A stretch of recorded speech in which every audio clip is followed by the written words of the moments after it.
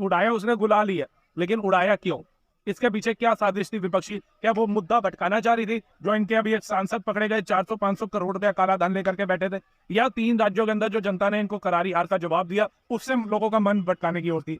एक शेर को गिराने के लिए ये कितने निचले स्तर की राजनीति कर सकते हैं? जिन्होंने ये कार्य किया है उन पर क्या कार्रवाई हो सकती है और कितने ऊंचे स्तर पर हो सकती है, ये सोचना भी हमारे लिए। 2024 के चुनाव नजदीक आ रहे हैं और जनता को समझ आ गया भाई 400 करोड़ इनके पास पकड़ा गया।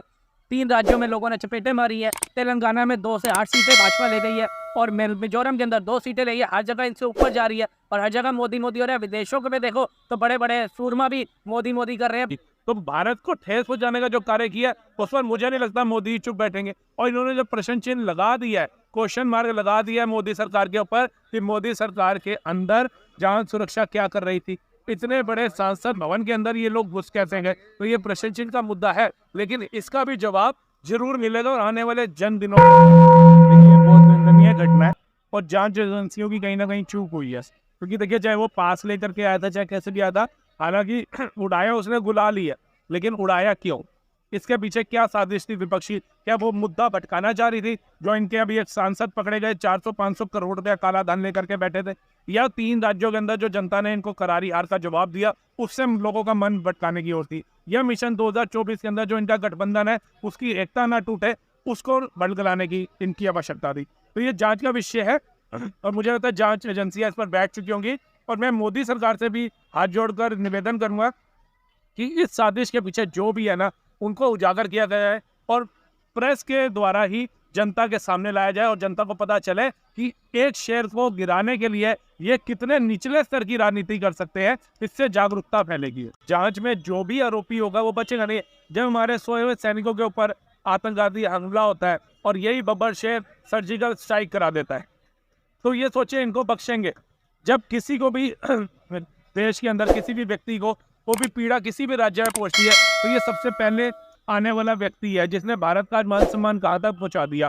आज जहां भारत को पोसा जाता था, गरीब देश बोला जाता था, अनएजुकेटेड बोला जाता था, आज उसी भारत के प्रधानमंत्री से एक फोटो के लिए पढ़े लिखी कंट्री अमेरिका के सांसद तक तड़प रहे हैं ऑटोग्राफ के लिए।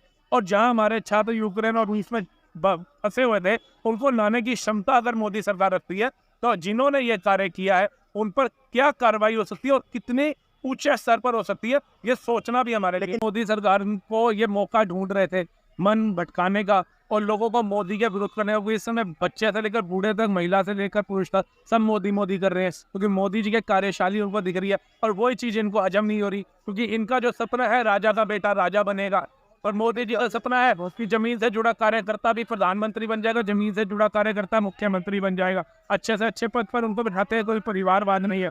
इनको सत्ता खोती नजर आ रही है। तो अब ये सोच रहे हैं कि ये जो 130 करोड़ का जो हमारा भारत है ना, जनता को कैसे बदलाया जाए, इनका माइंड कैसे डाइवर्ट किया जाए। क्योंकि अभी 2024 के चुनाव नजदीक आ रहे हैं और जनता को समझ आ गया भाई 400 करोड़ इनके पास पकड़ा गया।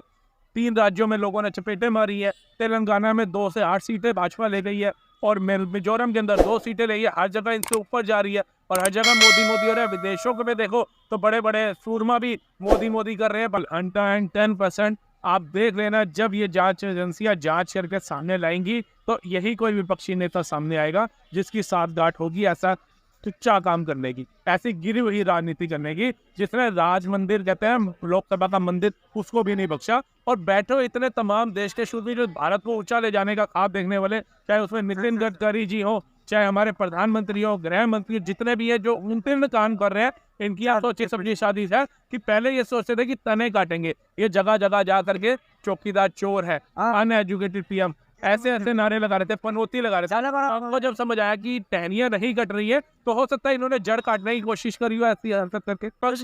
अच्छा दोहरी चेहरा है, इसको सामने लाया हुआ। जब अच्छे अच्छे इनके कांग्रेसी नेता जो जमीन में गड़ गए हैं, जो आज जेलों में भटक रहे हैं, तो ऐसा कार्यवाही करने वाले जो विपक्षी हैं, जो ये देशद्रोहियों वाला कार्य किया इन्होंने भारत के सांसद के अंदर, जो बात उच्च स्तर पर विदेशों तक गई होगी, तो भारत को ठेस पहुंचाने का जो कार्य किया उस पर मुझे नहीं लगता मोदी चुप बैठेंगे। और इन्होंने जो प्रश्न चिन्ह लगा दिया है, क्वेश्चन मार्क लगा दिया है मोदी सरकार के ऊपर कि मोदी सरकार के अंदर जांच सुरक्षा क्या कर रही थी, इतने बड़े संसद भवन के अंदर ये लोग घुस कैसे गए, तो ये प्रश्न चिन्ह का मुद्दा है। लेकिन इसका भी जवाब जरूर मिलेगा और आने वाले जन्म दिनों के अंदर ही मिलेगा। वो जो दो युवक जाकर के नारे लगा रहे थे ना मणिपुर का और मोदी मोदी आएगा, तो इसी से स्पष्ट हो जाता है कि ये जो विपक्ष है ना ये नीचा गिर चुका है। आज मणिपुर पे वो बोल रहे थे, लेकिन अगर वो दो युवक भारत के अच्छे युवक थे, उनको कोई ठेस पहुंची थी जिस वजह से मोदी का विरोध करने वो वहां गए थे, तो राजस्थान पर क्यों नहीं बोले, बिहार पे क्यों नहीं बोले, बंगाल के अंदर कतलेआम बोल लेते। ये मणिपुर की बेटी है, बेटी है,